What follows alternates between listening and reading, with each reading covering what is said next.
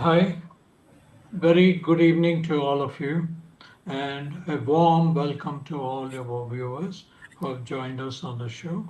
Welcome to our YouTube channel, Skepter. I'm your host, Dr. Mani Iyer. Before we start, I request all of you to kindly subscribe to this channel.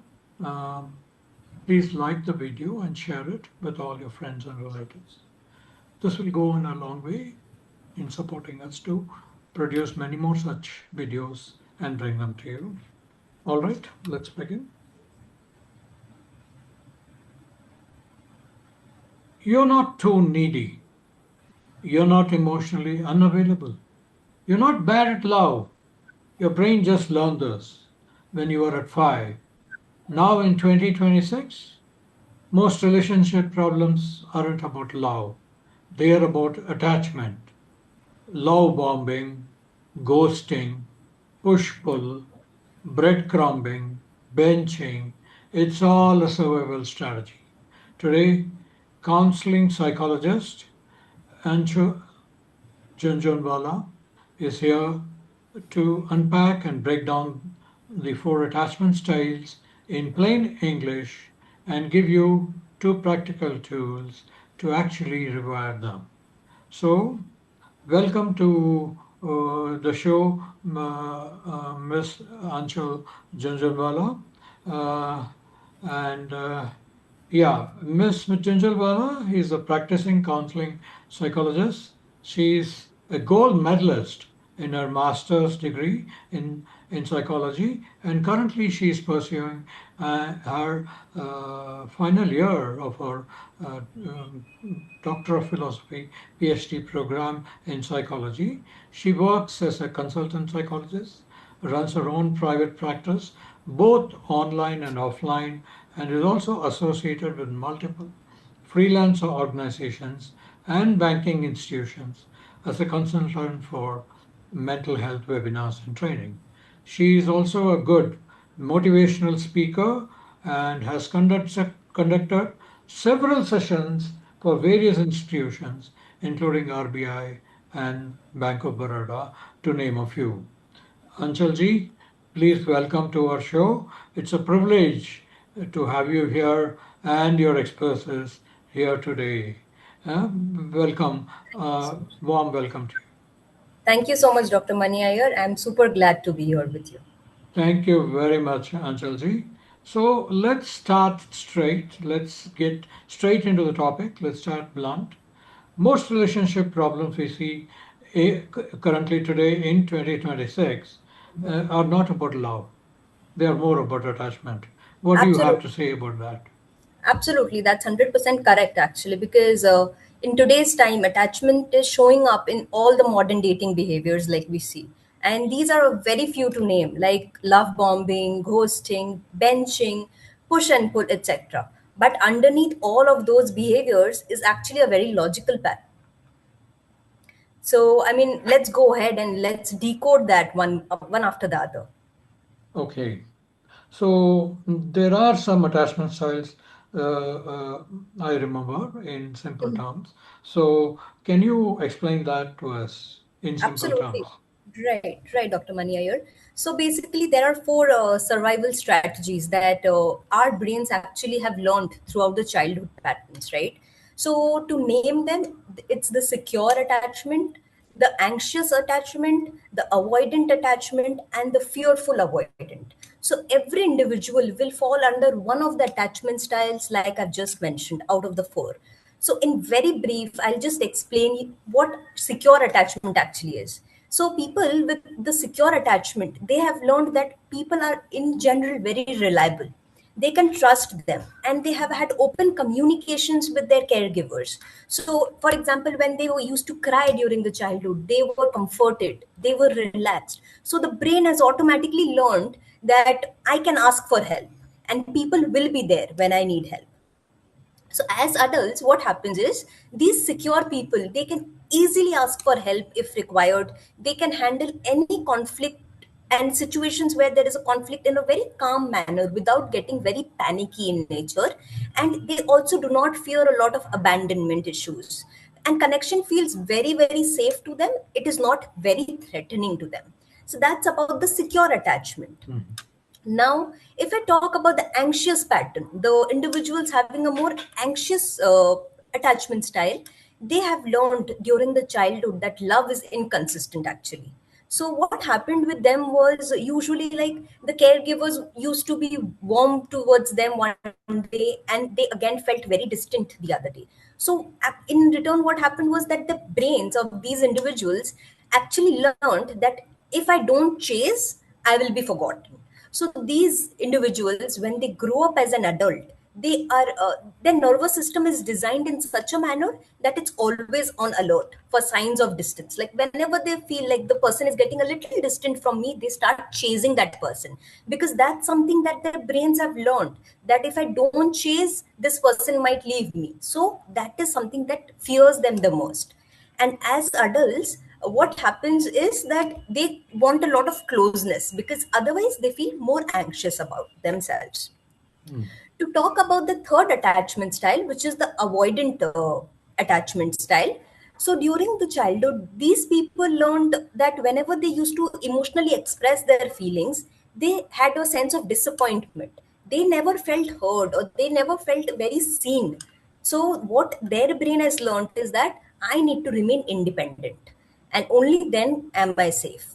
If I'm not independent, then if I'm expressing my emotions, then it is a big, big problem for me. Because when I express my emotions, I feel as if the people are not going to listen to me, or I am going to be disappointed by myself. So, as adults, these individuals see closeness and it feels like a loss of freedom to them. So, they self regulate by pulling back.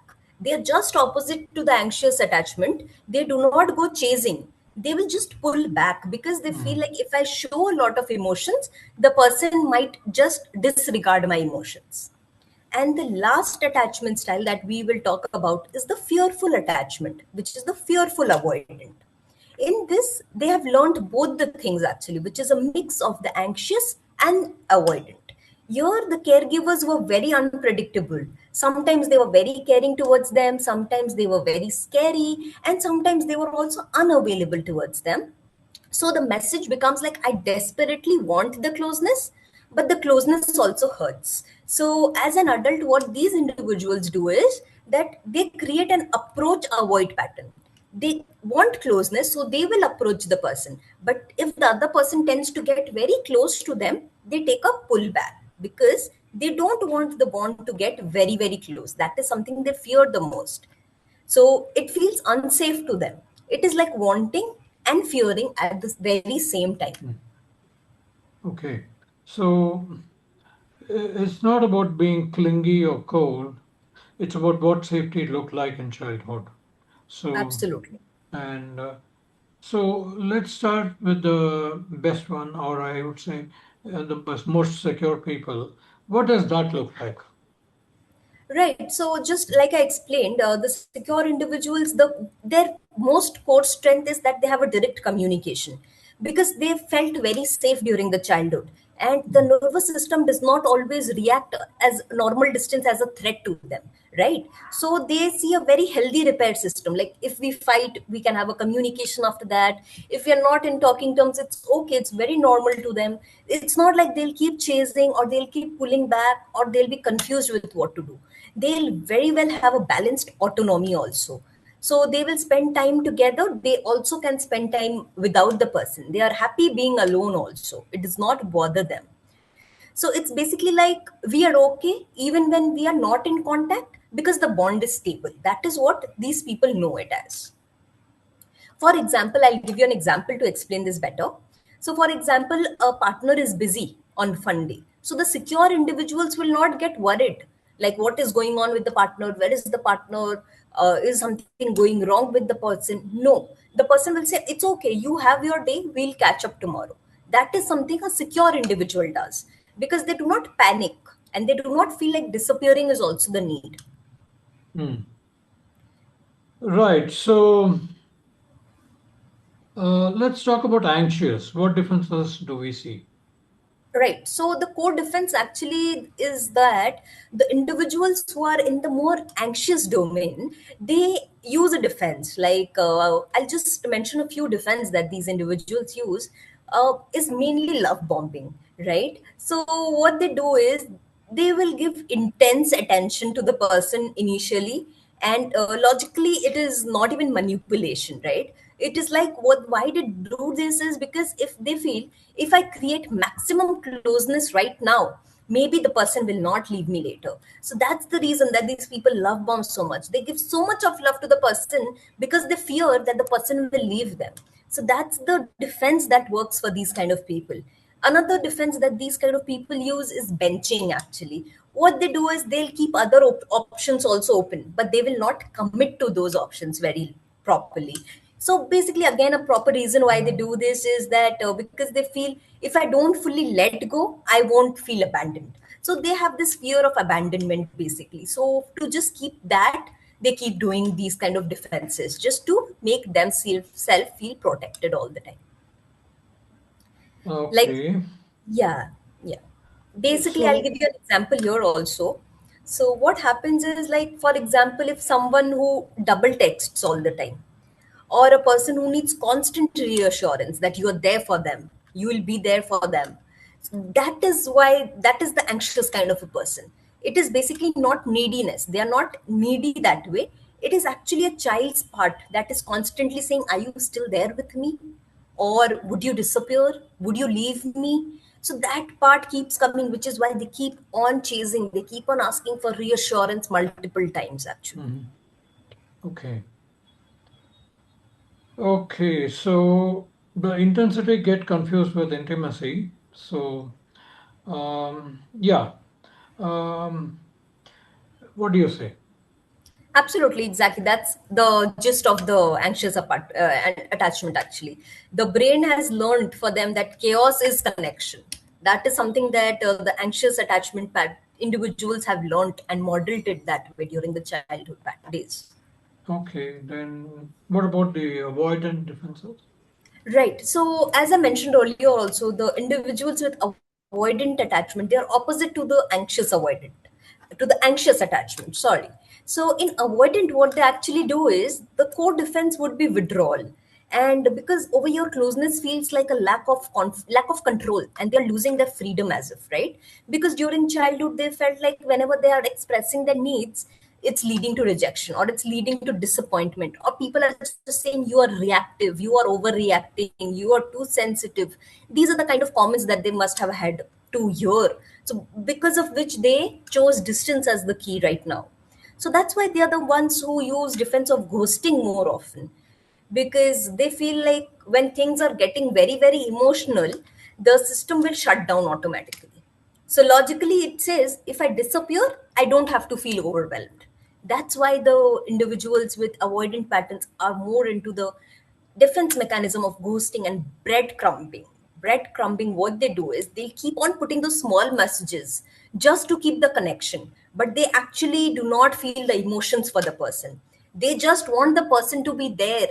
So they'll keep dropping small messages to the person, but actually they are feeling no connection or no depth in the bond.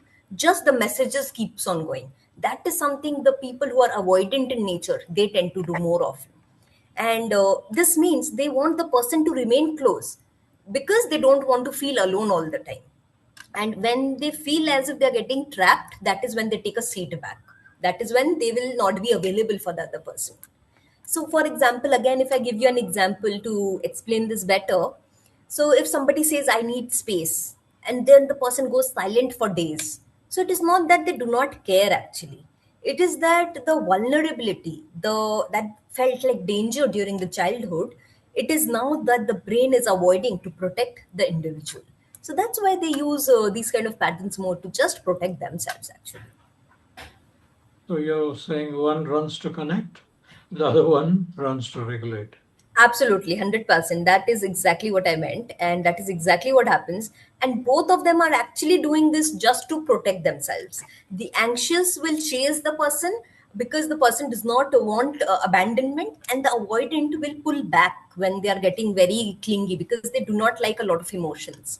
So anxious and avoidant is usually a trauma bond. The anxious people usually want the relationship closeness, so they'll chase the partner, and the avoidant individual does not want so much of closeness, so the person runs away when the person is getting clingy. So the anxious avoidant is a trauma bond which happens. Mhm.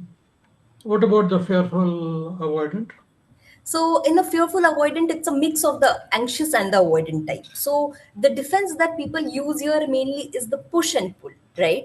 So what happens in push and pull is like their nervous system has actually learned that they want closeness, but they also fear it at the same time. So they will go, they will get attracted, they will want closeness, but as soon as they feel that the person is getting close to them, they push back, they will take a step back. Then that is when they will not want the closeness to remain that close anymore, because they fear that they will get hurt.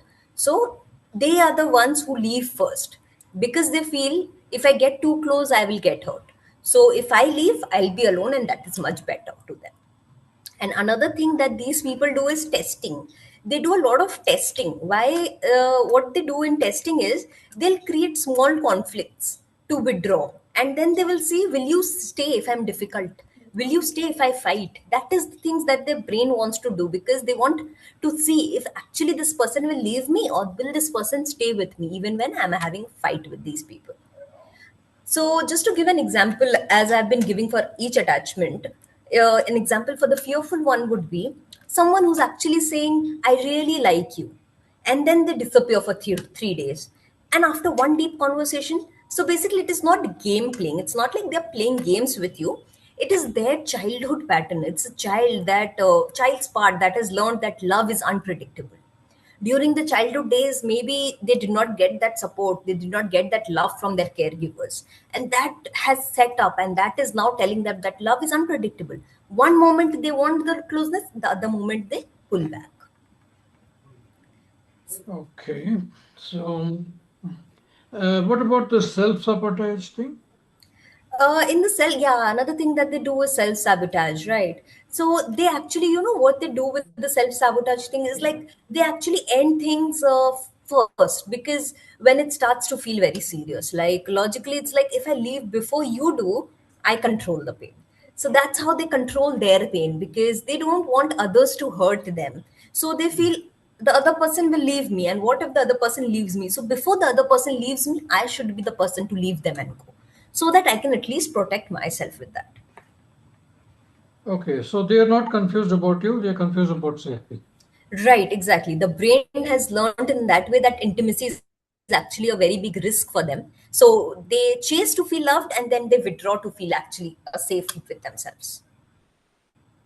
Okay, so why do people repeat these patterns even when they hurt? So basically, it's like why red flags feel familiar, right? So basically, what happens is because the brain has understood that familiar with safety. Now, whatever the person feels like it's familiar to me, the person feels, yes, I'm safe here. So if the person grew up with inconsistent care, sometimes their parents were caring towards them, sometimes the parents were not caring towards them, hot and cold feelings kept on coming. So the nervous system understood that your parents will be there for you sometimes and they will not be there for you sometimes. So now they are chasing because they were not sure in the childhood also what to do. For example, that is why anxious people are like that. For the people like avoidant, they are the ones who will ghost people, because for them they felt like whenever you expressed emotions, it was never validated.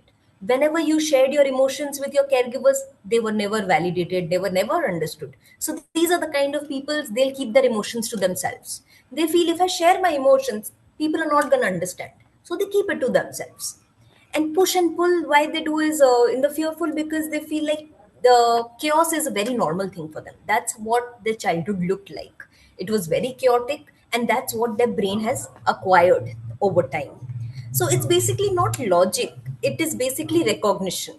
So the nervous system is now telling them, I know how to survive this, and instead of saying this is healthy. And that's why the red flags, even when the red flags are there, people find it familiar. Okay, so red flags, we are not choosing the red flags, we are choosing Right. what we recognize. This is what Absolutely. you're saying. Absolutely. So, so Uh, Anything you have to say about that? No, I agree to this. That is what exactly I meant. That we do not choose red flags because, see, nobody wants to choose red flags by chance, right? If we can see a person having a flaw, why would we go behind that person? It's not like we purposely do this. It's because we are choosing what we actually recognize. We are choosing what our nervous system has actually learned over during the childhood days. Hmm. Okay. So can people change this? What do you think? Absolutely, people can 100% change this. For our audience and viewers, I can give two proper tools actually what people can use to actually change this, because I understand this is very very disturbing for a person who's going through this. So, very first tool that is very very important and helpful and might help a lot of you is to name the defense. Like in the moment that you want to overtext, when you're overtexting a person and the person is pulling back, the person is getting irritated because you're chasing the person so much, or when you are actually not responding to the person, you're totally avoidant and that person is getting so panicky. Anytime that such kind of behavior is happening, what you can do is you can just take a pause and you can label it. You can label saying, yes, this is me being anxious, yes, this is me being avoidant. For example, this is my anxious defense working, this is my avoidant defense working. So what does the naming does is naming actually creates a space between the impulse and the action. So it interrupts the childhood pattern. Now the pattern that has been going on from the childhood days will stop, because this naming of the label that this is my anxious pattern, this is my avoidant pattern, has now created a gap between the impulse and the action. So now before taking action based on your impulse, you will first think and then you will act on it. And the other tool, the second tool that you all can use is the 20-minute regulation tool. What the anxious people should do is they will non-stop have a urge to chase because they are very anxious. So they cannot stay without chasing. Their brains won't let them relax at all, right? So they have to wait for 20 minutes. Give yourself 20 minutes. Regulate first. Deep breaths. Do something else. Distract yourself and then respond. So you have broken the chain between the impulse and the action. Then you'll be able to reply or respond to it in a much better way. Whereas the people who are more avoidant and fearful in nature, I would tell you all that you all have an urge to shut down. You all feel, I don't want to chase, but I want to completely shut down. So what you need to do at that time is you also need to take 20 minutes. And after taking 20 minutes, you tell yourself that I will go back there. It's not like I will take a permanent off. I will go back there, but after 20 minutes.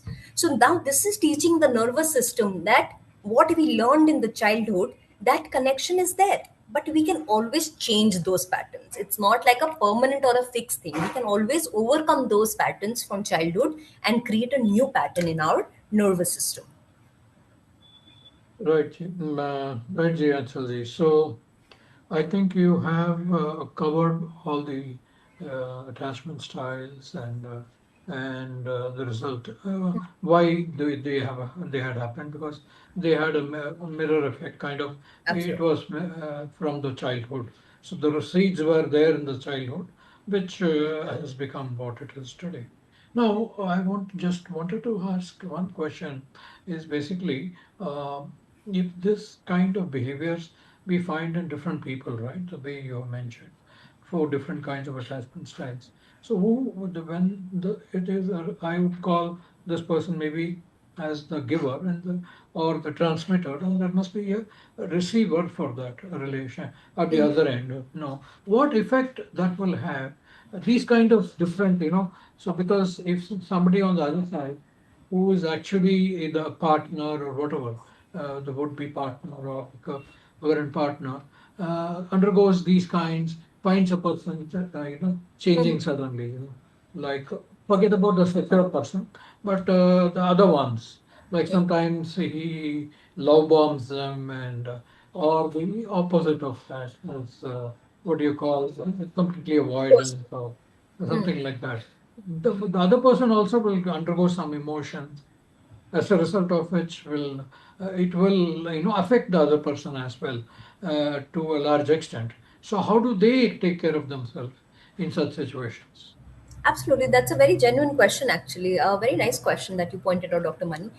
So, what happens usually is like if a person is anxious and the other person is also anxious, then it's very easy for both of them to understand, right? Because I'm getting anxious and you are also getting anxious. So, it's very easy because I understand that what's happening with me, and since you're also anxious, you get it.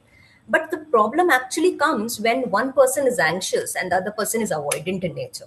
Mhm. So I Yeah. am the person who's constantly going to chase, but the other person is somebody who is not going to respond to my messages at all because Mhm. the other person is avoidant. And Mhm. that's the trauma bond. And that's where the most relationships fail.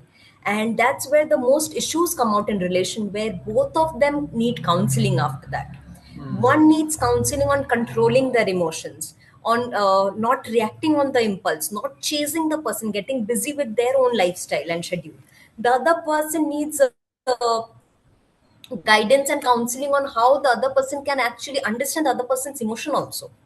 They are asked to Okay. understand the other person's also emotion, that understand that the other person is also feeling something. So they are taught more of skills like empathy, of Mhm. how to understand that the other person is getting anxious because of you. So both require different kind of counseling. The anxious one requires counseling on to reduce the anxiety. The avoidant requires to be able to feel safe to express emotions. It's not a problem if you express your emotions.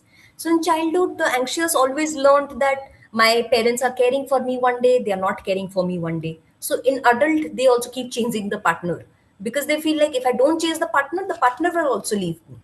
But the avoidant is opposite. During childhood, when they express their emotions, their parents or their caregivers must have not heard it properly or must have not validated it properly. So as an adult, they grew up learning that if I express a lot of emotions, it will lead to me getting disappointed, so the person pulls back automatically. That's the trauma bond happening here. This is where I see most of the clients too, and here is somewhere I have seen a lot of clients suffering. And you were right that the other person also suffers a lot because of this. But we have to see that what kind of attachment the other person also has. Yeah. See, normally in this kind of thing, there's one thing there I have noticed is that if they express their emotions, they will get used. So there will be kind of they will be blackmailed, or it can be used against them. Absolutely. This is what they feel. Correct. So is it the same what you were saying? Yes, sort of same, Dr. Mani, because they feel like if I express a lot of emotions, it will lead to disappointment. It will lead to me getting hurt. So no point of expressing emotions. Be independent. The avoidant ones actually like a lot of independence. They do Mm. not like to be a people oriented. Like they do not like clinginess, and the anxious ones are a more clingy in nature. They Mm. want a lot of people by them around all the time, and the avoidant feels very safe being independent. That's something that the brains have learned from the childhood. Okay, very nice. That's great. And so, any final thoughts, Anshalji? So my final thoughts here would be that attachment styles actually as what people think is like it's a personality flaw. It's something with the personality. But no, that is not true. And these are actually strategies that people have learned from the childhood. And these are the strategies that people have learned to survive. We feel like the person is just anxious and you label the person saying the person is anxious. No, it's not so simple. It's something that the child has learned from the childhood that has made the person like this, but nobody sees it that way, right? So my final thoughts would be that it's not a personality flaw.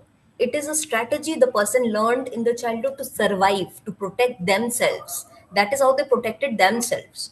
And Mhm. these strategies can obviously be updated. It's not like since in the childhood you were like this, you have to follow this pattern all throughout your life. No, you can break it, you can change it, and you can come out better. And you can move from all these insecure attachment style to a more secure attachment style, because that's something which will take you to a more higher version of you and a much better version of you.